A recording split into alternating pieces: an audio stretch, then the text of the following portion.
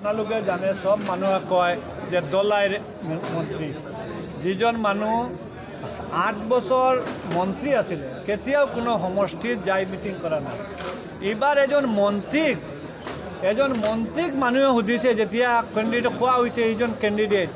আনুষ্ঠানিকভাবে কংগ্রেস দলে যোগ দিয়ে শিলচরে উপস্থিত হলেন বিজেপির বরিষ্ঠ নেতা সোনাই প্রাক্তন বিধায়ক ও বিধানসভার প্রাক্তন উপাধ্যক্ষ আমিনুল হক লস্কর।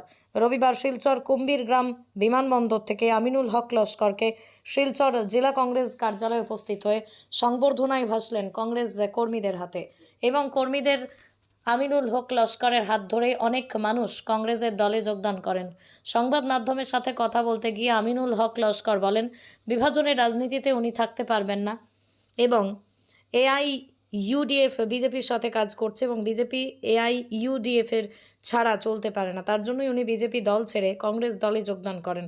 কিছুদিন আগেই মন্ত্রী পীযূষ হাজারিকা বলেছিলেন আমিনুল হক লস্কর মাইনরিটি চেয়ারম্যান পদ ছেড়ে দেওয়ার জন্য, কারণ উনি বিজেপি ছেড়ে কংগ্রেসে যোগদান করেছেন।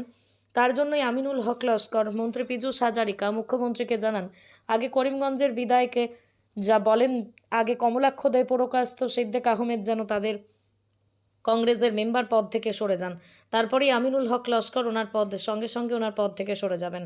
যারা সিন্ডিকেটের সাথে জড়িত তারাই মুখ্যমন্ত্রী হিমন্ত বিশ্ব শর্মা শরণাপন্ন হবেন এবং বিজেপি ক্ষমতার লোভে রাজনীতি করে, তার জন্যই বিজেপি ছেড়ে কংগ্রেসে যোগদান করেন।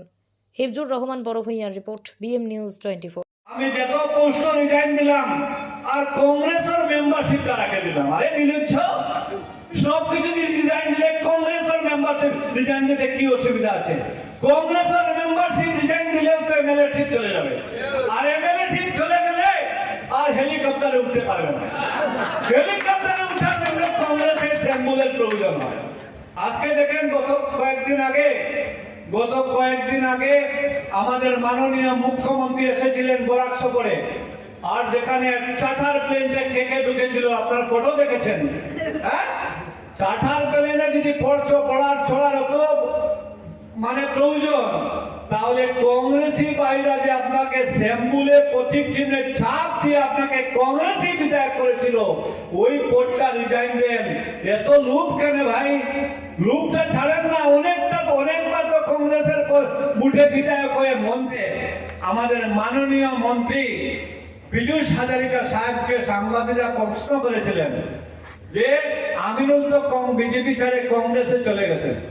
উনি বলছেন, হ্যাঁ আমিও শুনেছি কংগ্রেসে চলে গেছেন, ভালো কথা, কিন্তু আমি আমিনুল দাকে রিকোয়েস্ট করতেছি যে উনি যেহেতু আমাদের দল থেকে চলে গেছেন, মাইনরিটি কমিশনের চেয়ারম্যান পোস্টটাও যাতে রিজাইন দেন।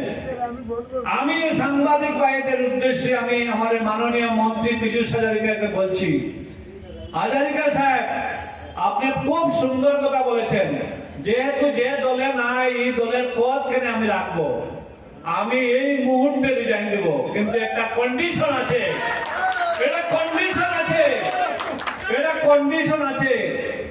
দীর্ঘদিন উত্তর করিমগঞ্জ কংগ্রেসি ভোটাররা কংগ্রেসের হাত প্রতীক চিহ্ন ছাপ দিয়ে যাকে বিধায়ক করেছিল, ওই বিধায়ক যদি কংগ্রেস থেকে বিধায়ক পদ থেকে রিজাইন দেন, বলেন আমি কংগ্রেসের মুঠে বিধায়ক হয়েছি, যেহেতু এখন বিজেপিতে গেছি, এই কংগ্রেসের প্রতীক চিহ্নের চাপে বিধায়ক আমি থাকবো না। আপনি বলেন, আমি মুখ্যমন্ত্রীকে অনুরোধ করছি যে আপনারা হয়তো বলবেন কমলাক্ষ দে পুরকাস্ত আর সিদ্দিক আহমেদকে ওরা যাতে বিধায়ক পদ থেকে রিজাইন দেন। বিধায়ক পদ থেকে রিজাইন দেওয়ার সঙ্গে সঙ্গে আমি আমার মাইনরিটি চেয়ারম্যানের কমিশন থেকে রিজাইন দেব।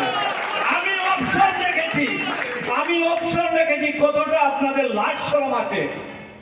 আপনারা কমলাক্ষকে নিয়ে নিলেন, আর আপনারা জানেন যারা বিধায়ক থাকেন 3 ভাগের 1 অংশ যদি একসঙ্গে না বাইর হয়, তাহলে এন্টি পার্টি ডিফেকশন লয় পেয়ে যায়। আপোনালোকে জানে সব মানুহে কয় যে দলাইৰ মন্ত্ৰী যিজন মানুহ 8 বছৰ মন্ত্ৰী আছিল কেতিয়াও কোনো সমষ্টিত যাই মিটিং কৰা নাই। এইবাৰ এজন এজন মন্ত্ৰীক মানুহে সুধিছে যেতিয়া কেণ্ডিডেট কোৱা হৈছে এইজন কেণ্ডিডেট সিজনে কৈছে ইজনী পৰিমল শুক্লবৈদ্য কেতিয়াও দেখা নাই। এই যে পৰিস্থিতি পৰিৱেশ এইটো পৰিমল শুক্লবৈদ্যক খুব কষ্ট দিব, কাৰণ পৰিমল শুক্লবৈদ্যক অকল দলাই আর দিশপুরের সম্পর্ক আছিলে, দলাই ডি আর দিশপুর ডি আর মাঝখানে এ বি সির লগত কোনো সম্পর্ক নাই।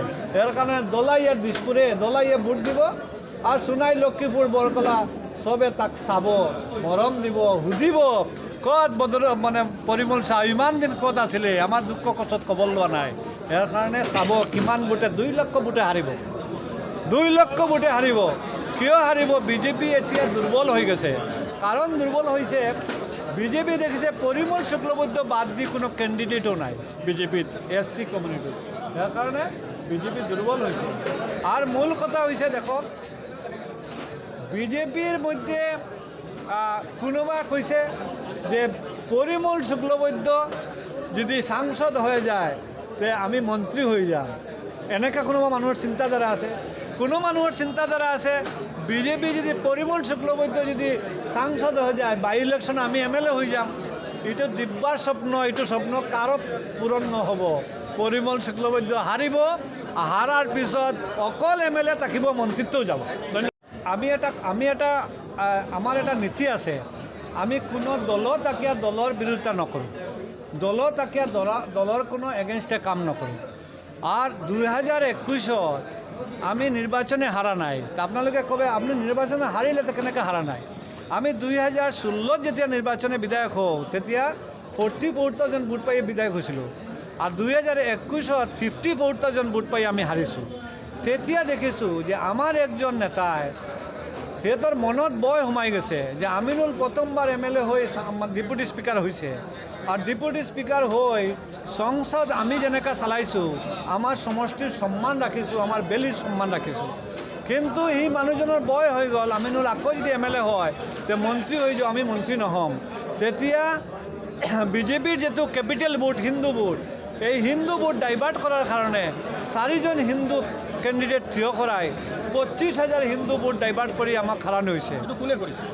আমার বর্তমান সাংসদ ক্যান্ডিডেট পৰিমল শুক্লবৈদ্য আমি কোৱাত অসুবিধা নাই। এতিয়া যেহেতু এই দলত নাই, দলত থাকিলে হয়তো নকলেহেঁতেন, দলত যেহেতু নাই আমি প্ৰকাশ্য কৈছোঁ পৰিমল শুক্লবৈদ্যই তার নিজা ছাত্র আশিস হালদারক থিয় করাই আমাক ইলেকশন হারাইছে। যেতিয়া আমাক ইলেকশন হারাইছে আমি প্রতিশোধ ল'ব লাগে। রাজনীতিত প্রতিশোধ লোৱা এমন বড় অপরাধ নাই, রাজনীতিতে প্রতিশোধ লোৱা এমন বড় অপরাধ, ব্যক্তিগতভাবে প্রতিশোধ লোৱা অপরাধ, রাজনীতিত প্রতিশোধ লোৱা অপরাধ নাই।